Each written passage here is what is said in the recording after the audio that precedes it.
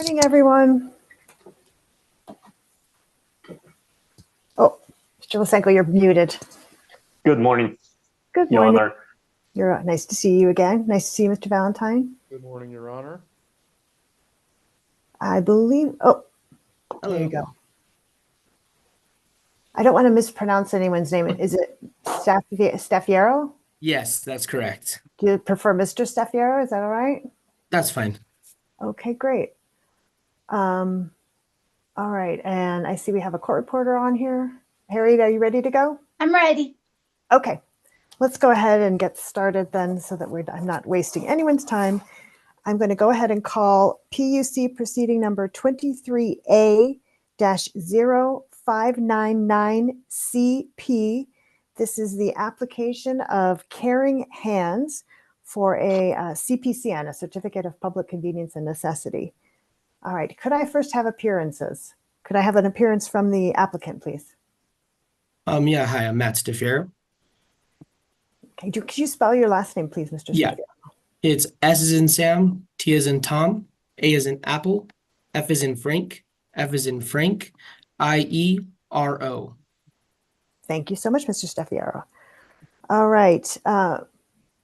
Valentine, could you please enter your appearance and indicate who you are representing in this proceeding? Good morning, Your Honor. From the law firm of Keys and Fox, Mark Valentine, on behalf of Estes Park, Tasco, and Home James. Thank you, Mr. Valentine. I know you had a long list. Great. All right, and Mr. Lysenko, would you go ahead and enter your appearance, please? Yes, my name is Roman Lysenko, Lysenko, representing Explorer Tours or Mountain Star. Wonderful. Okay. Thank you all for being here this morning. I called this pre-hearing conference so that we can go ahead and get this proceeding on track to make sure that we can get a hearing done within the time limits allowed by the commission statutes. Before I start talking about procedural matters, does anyone have any issues that they want to bring up or address? Yeah, so I'm just trying to navigate. This is the first time I've had to go through one of these. I guess I just want to make sure that the services that we're attempting to provide through this application are kind of known by both parties, because neither one of them are similar to what we currently are doing. So right now, all we've done this for is to provide transportation to or from our adult day program. We don't provide any tours or any similar services of either one of the, I guess, appealing parties. So Okay. we don't. So I guess we're just trying to make sure that this needs to go to the level of where it's going to, since we don't provide the similar services at all. Okay. Let me ask you this, Mr. Staffiero. Have you talked to anybody in the PUC's transportation division? I believe our representative did, and we've also, I believe, filed a new or an amended form as well, but I haven't heard anything back from anyone. Because the PUC has different kinds of, let's just say, licenses. You know, one is what they call a limousine license, which doesn't require this level of proceeding to get issued. A limousine license is just, you know, you transport one group of people, you don't sell individual tickets, and you're just taking them from point A to point B. Yeah, we're going to be billing the VA. This is for VA for us to get our contract situated with the VA. Okay, Mr. Valentine, he can probably speak to it even better than I can. Please go ahead. So, I mean, far be it for me to provide you with legal advice, but so I one of the questions that's raised by your restriction that you filed is whether you need PUC authority at all, right? Because if you're providing service to individuals as part of your operations, your adult daycare operations, then, you know, my historic interpretation of all of this has been that you don't need PUC authority because what you're providing is adult daycare services and your transportation service is ancillary to that. In other words, people are going to not be paying you for your transportation on a per trip basis. They're just going to be you know, you're going to be paid, I guess, by the VA for providing service, daycare, Yeah. right? And so that's one thing. The other thing is that if you are providing transportation pursuant to a government contract, that's not regulated by the PUC either. Okay, that makes a lot more sense.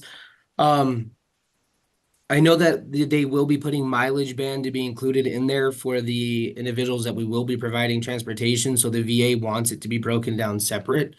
Um, that's just how they have it labeled in the contract. So I think that's why our ownership had proceeded to go through the PUC.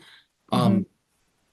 If we could possibly maybe schedule a reschedule hearing or a conversation, I can kind of consult with them to see if this is something that maybe they were just misinformed on. If maybe there's more information that just hasn't been given to me from that the VA is requesting, because I'm not handling that contract. I handle our day program contracts.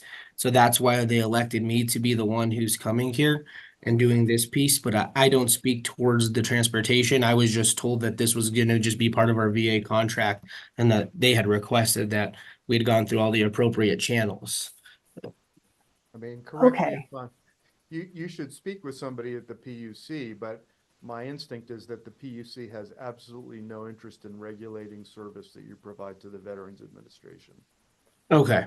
Yeah, based on what I'm hearing, Mr. Valentine is 100% correct. This is not Okay. kind of service. We regulate services where somebody is providing, individual tickets. Like you're providing almost a bus service or a shuttle service, and people can buy a spot on your Yeah, I was gonna bus, and say, you're transporting. They're paying for the transportation, from point A to point B, or taxi service, but what you're describing doesn't sound like that's what you're going to be doing.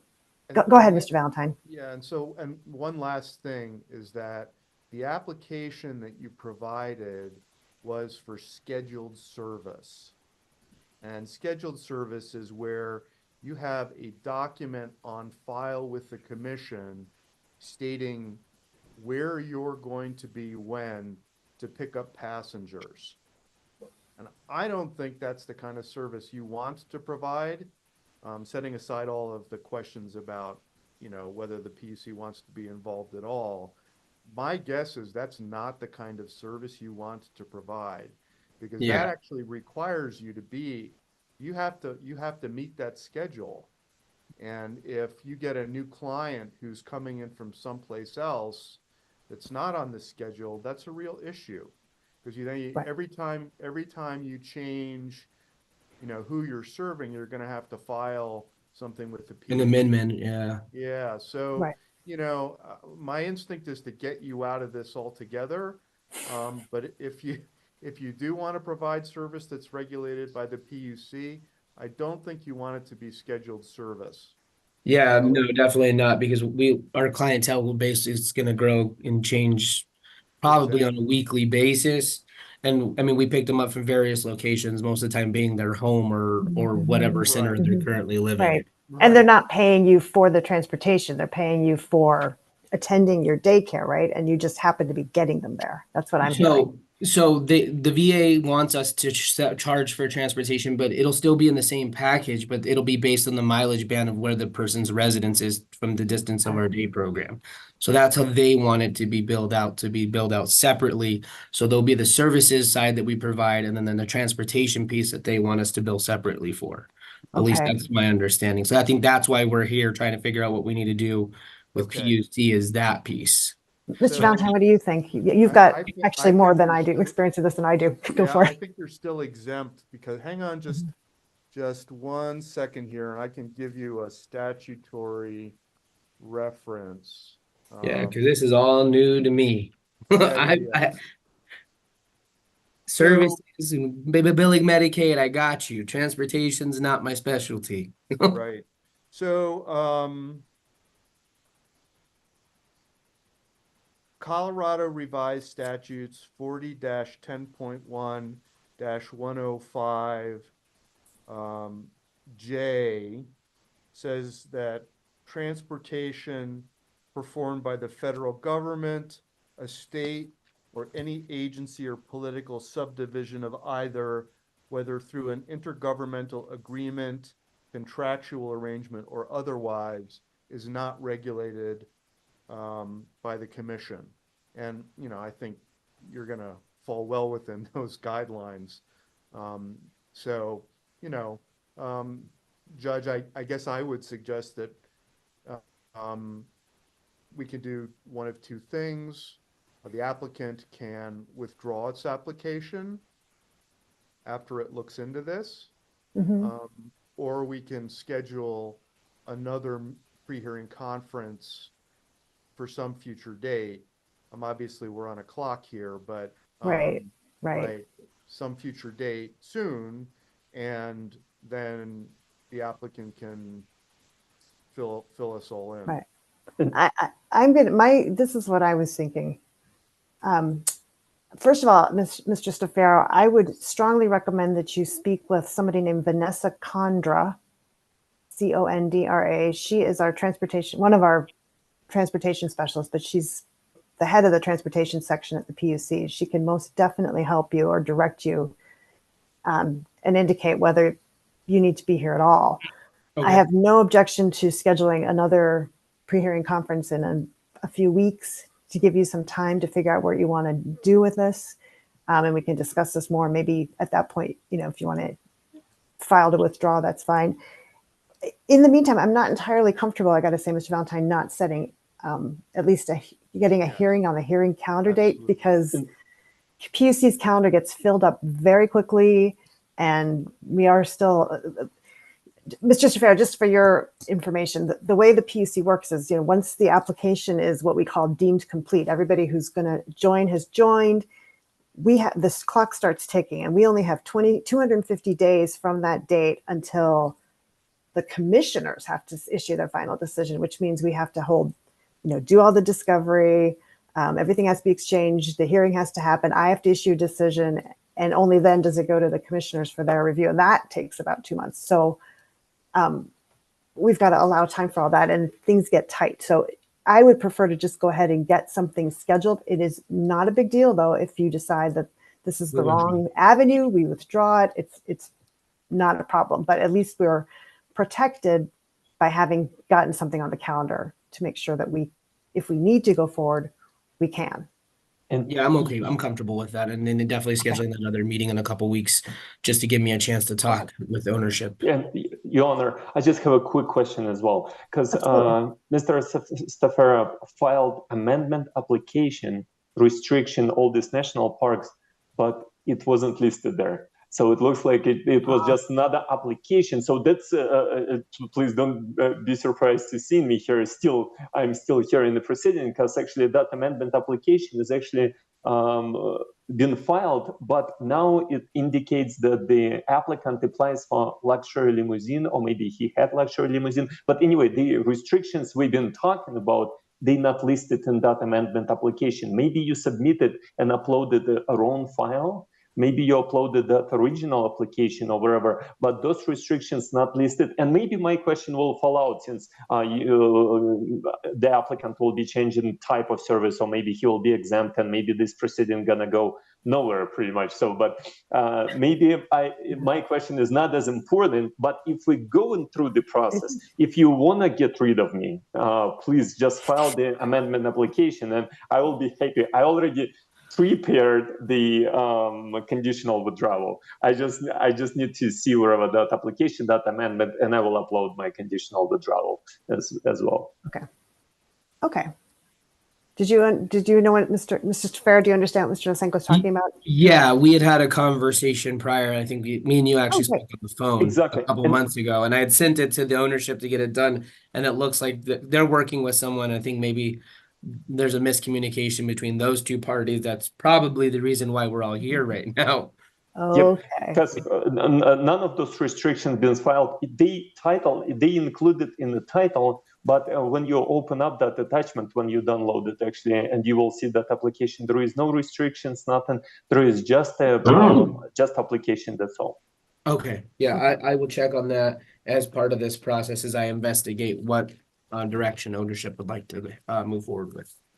Okay. All right. Thank you, Mr. Nosenko. That does clarify a lot of things. All right, but for now, like I said, let's get some things scheduled. First of all, let's find a date for another pre-hearing conference so that we can talk about this some more. How much time do you want, Mr.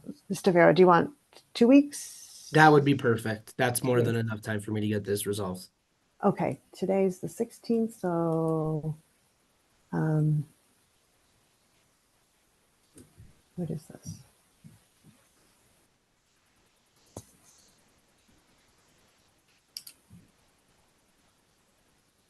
Okay. Let's see. I've got a hearing on the 30th, the 30th, the 2nd, and the 3rd right now. But I could do Monday the 29th. That'll work for me. Okay. Me, Works Mr. for me. Valentine, does that work for you? yes, Your Honor. Okay. Mr. Lysenko, if Yes, you have yes. to be here. Yes, Your Honor. At the same time, 10:30? That works perfect for me. Okay. Let's schedule that. That's a second PHC on Monday, April 29th at 10:30. Okay, and in this interim, Mr. Stafaro, I'm going to advise you to please find out exactly what type of services you're trying to provide. Our staff, our wonderful Ms. Condra, who's absolutely fantastic, will be able to help you much more efficiently and much more completely if you have a very good handle on what exactly it is you're trying to provide. Absolutely. So that will make things go a lot more smoothly, and she'll know when she can understand exactly what service it is you're trying to provide. She'll be much more able to tell you which direction you need to go. Okay. Then how about let's just do a hearing date so that we've got that on the calendar if we need it. All right. By my calculations, it needs to happen by the end of June. I've got something Thursday, June 27th, but I could do Monday, June 24th or Tuesday, June 25th. Does that work? Yeah, I'm available any of those days, right? Okay. Mr. Valentine, what do you think? Does that work for you? Monday, June 24th or Tuesday, June 25th, just to get a calendar, something on the calendar? Either day, Your Honor. Either day. Okay. Mr. Lysenko? Yeah, but other day it will work for me. Okay. Then let's go with, oh, I hate Mondays. Let's do Tuesday. Works for me. Tuesday, June 25th, starting at 9. Another quick question. I guess what hearing format would you be interested in, Mr. Stafaro? We could do it this same way. This is a fully remote hearing where everybody appears from their own private locations, and we do it by Zoom. We can do something in person at the commission's offices or another location if you prefer, although that requires me to find a location. Or we could do what we call a hybrid, which is a little bit of both. You know, I would be in the hearing room and with whoever else wants to appear in person, and anybody who's unable to appear in person, we have the video equipment and technology so that anybody who needs to could appear by video. I'm comfortable with the remote if everyone else is. Okay, great. Mr. Valentine, Mr. Lysenko? Yes, please. Yep. Okay, fully remote. All right. Okay, and then I also want to set a deadline about 2.5 weeks later, just for what we call statements of position for July 12th. All right, and I'm just going to throw out dates. If anybody has a problem with one, please let me know. But this is one thing. It should be July 12th for the statements of position, post-hearing statements of position. I'd like to set a settlement deadline so that if anything that, if you can get this resolved or figure out a way not to have to proceed, let's do that by June 6th.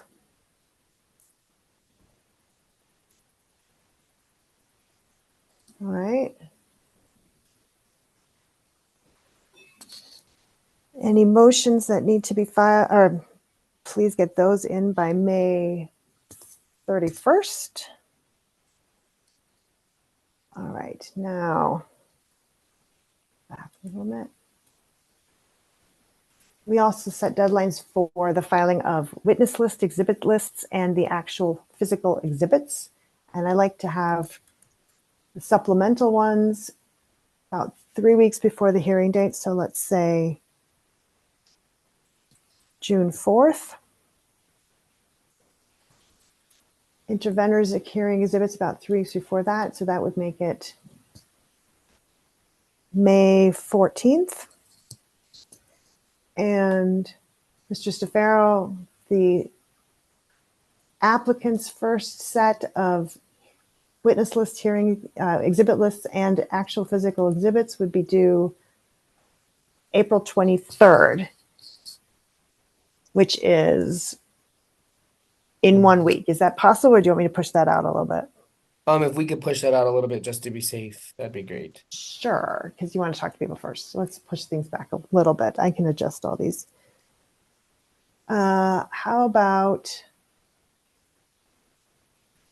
Friday, let's do this Friday, May 3rd, which would be at the end of the week after our second pre-hearing conference. So that way, if we have to go forward, you'll have a few days to get those done and in. Is that doable? Yes. Okay. Then I'll adjust the 3rd. Intervenors for May 24th.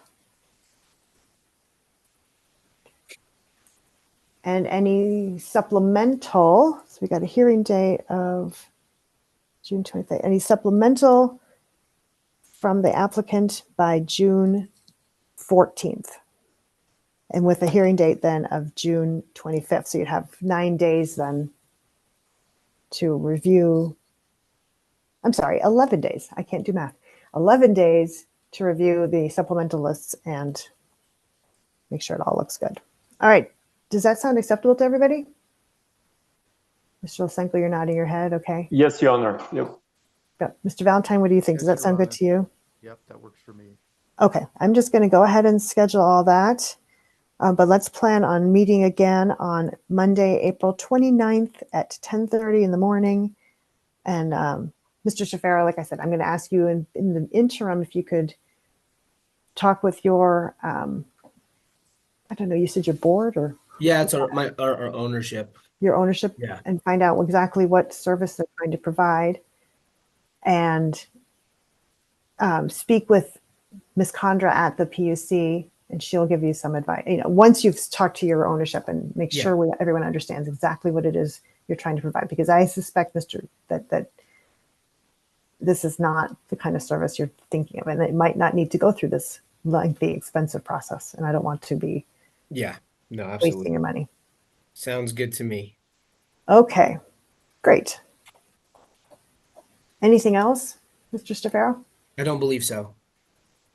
Okay, Mr. Valentine, am I forgetting anything? What do you think? Anything else we need to cover? I don't think so. I think that does it. Just Great. don't forget to tell Ms. Condra that you want to do this pursuant to a contract with the Veterans Administration. Okay.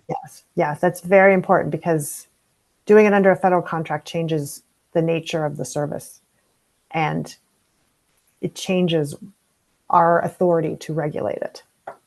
Okay. That makes sense. Yes. Okay. Mr. Lysenko, anything else? No, Your Honor. Thank you.